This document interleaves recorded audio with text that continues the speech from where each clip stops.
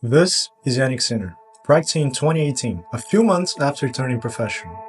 And this is Jannik Sinner in 2024, number 1 in the world and 2-time Grand Slam champion. In just 6 years, Jannik Sinner went from amateur player to climbing to the top of the ATP ranking, winning 2 of the 4 most prestigious tournaments in the world, and cementing his name in the history of the sport as the 29th number 1 in the world. But how does someone improve so dramatically, surpassing over 1,000 professional players, including some of the greatest of all time, in such a short period? What do you mean? You're not a human, man. You're 15 years old and you play like this. Good job.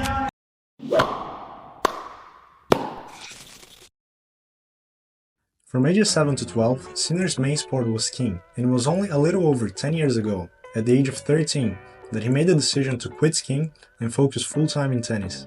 Typically, the regular route for someone who wants to become a professional tennis player is playing the ITF Juniors Tour, that is limited for only 18 and under players. Playing the junior circuit is a way to play many matches with other players who are also still developing their game and get used to the traveling, not to mention the opportunity to qualify and play at the 4 Grand Slams. A few examples of players who got to the number 1 in the juniors ranking are Andy Roddick, Roger Federer, Guy Monfils, Casper Ruud, Taylor Fritz, Andrew Rublev, and many others. And although Sinner played in the juniors and got to 133 in the ranking, he didn't even care about climbing further and the possibility to playing in the juniors Grand Slams.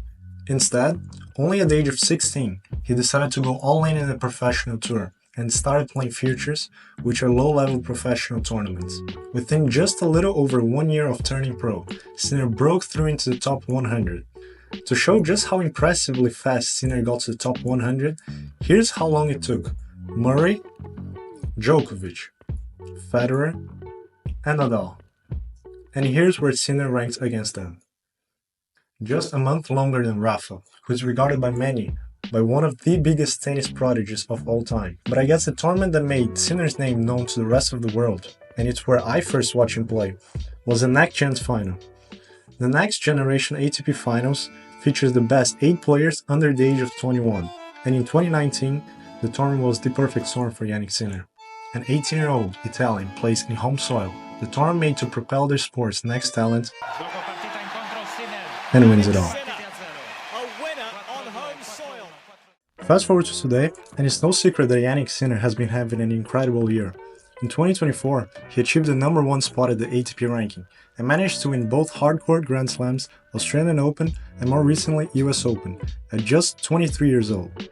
An achievement so significant that here's a list of all other players who are also able to do the same. Yeah, he's the only one.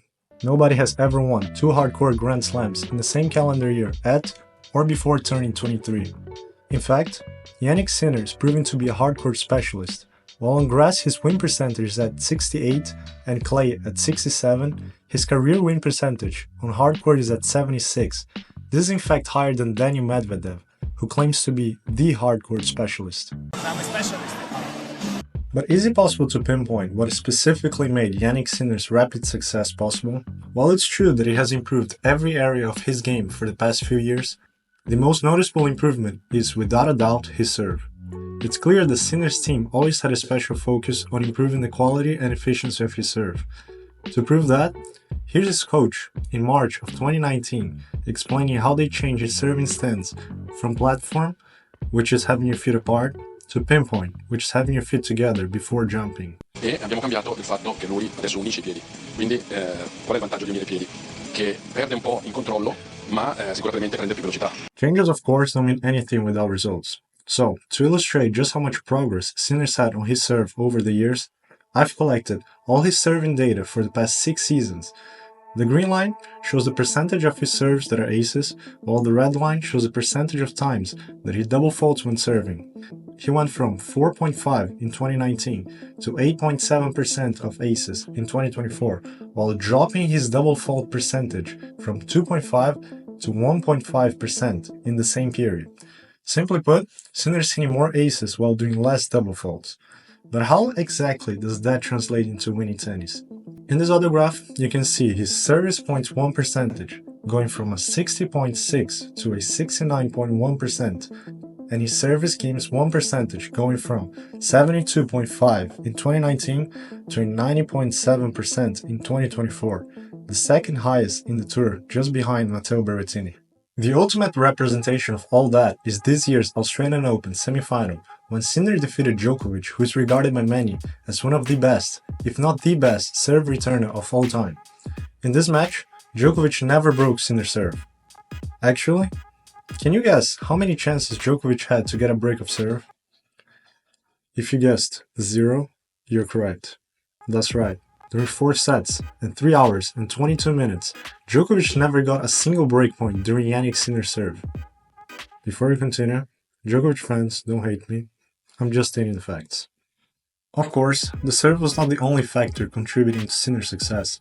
From the beginning of his career, he was already getting the chance to practice with the top players, including Djokovic, Federer, and Nadal, who were all impressed by how well he hit the ball from both sides and his ability to move in the court. Sinner's speed is especially impressive considering he's 6'4", and his ability to slide with both feet allowed him to counterattack extremely well.